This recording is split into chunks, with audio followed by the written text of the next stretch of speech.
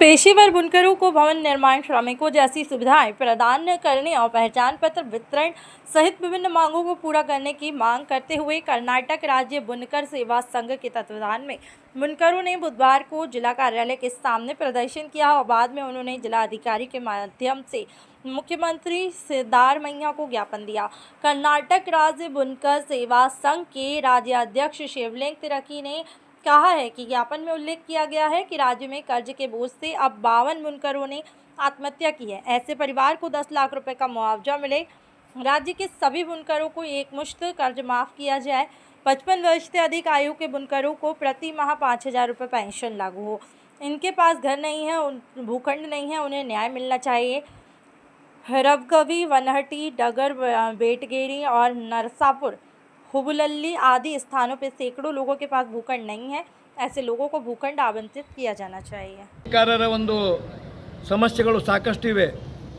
ಈ ಸಮಸ್ಯೆಗಳನ್ನು ನಾವು ಹಲವು ದಿನಗಳಿಂದ ಬೇಡಿಕೆಯನ್ನು ಇಟ್ಟಿರ್ತಕ್ಕಂಥದ್ದು, ಅದಕ್ಕೆ ಪೂರಕವಾಗಿ ಸರ್ಕಾರ ನಮಗೆ ಸಕಾಲಕ್ಕೆ ಯಾವುದನ್ನು ಕೂಡ ಪೂರೈಸ್ತಾ ಇಲ್ಲ।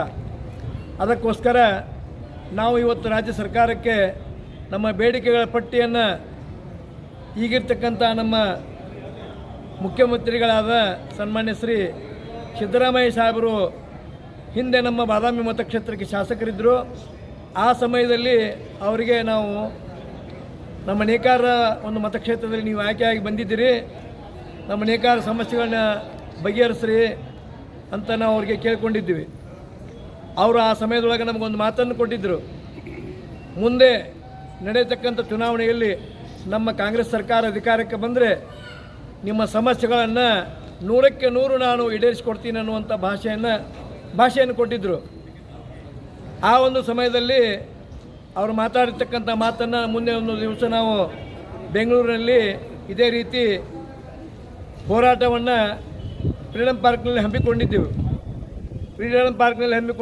ಅದಕ್ಕಿಂತ ಮೊದಲು ಅವರ ಒಂದು ಕಚೇರಿಗೂ ಕೂಡ ಹೋಗಿದ್ವಿ ಮನವಿಯನ್ನು ಸಲ್ಲಿಸಲಿಕ್ಕೆ। ಆಗ ಅವರು ಆಯ್ತಪ್ಪ ನಾನು ಅದನ್ನು ನೆನಪಿಸಿದೆ ಅವರಿಗೆ, ಸಾಹೇಬ್ರೆ ನೀವು ಕೆರೂರಲ್ಲಿ ಇಂಥ ಒಂದು ಬೀದಿ ವಿದ್ಯುತ್ ದೀಪಗಳನ್ನು ಉದ್ಘಾಟನೆ ಮಾಡ್ತಕ್ಕಂಥ ಸಮಯದಲ್ಲಿ ನಮಗೆ ಈ ಭಾಷೆ ಕೊಟ್ಟಿದ್ರಿ, ನೇಕಾರ ಸಮಸ್ಯೆಗಳನ್ನು ನಾನು 100ಕ್ಕೆ 100% ಈಡೇರಿಸ್ತೀನಿ ಅನ್ನುವಂಥ ಭಾಷೆಯನ್ನು ಕೊಟ್ಟಿದ್ದರು। ಆ ಒಂದು ಭಾಷೆಯನ್ನು ಇವತ್ತು ಈ ರಾಜ್ಯ ಸರ್ಕಾರ ಕಾಂಗ್ರೆಸ್ ಸರ್ಕಾರದ ಪರವಾಗಿ ಸಂಪೂರ್ಣ ಬಹುಮತದಿಂದ ಆಯ್ಕೆಯಾಗಿದೆ, ನೀವೇ ಮುಖ್ಯಮಂತ್ರಿಗಳಾಗಿದ್ದೀರಿ, ಈ ಒಂದು ಸಮಸ್ಯೆಯನ್ನು ನೀವು ಬಗೆಹರಿಸ್ತೀರಿ ಅಂತ ನಾವು ನಿಮ್ಮಲ್ಲಿ ಒಂದು ಆಸೆ ಇಟ್ಕೊಂಡು ಇಲ್ಲಿಗೆ ಬಂದೀವಿ।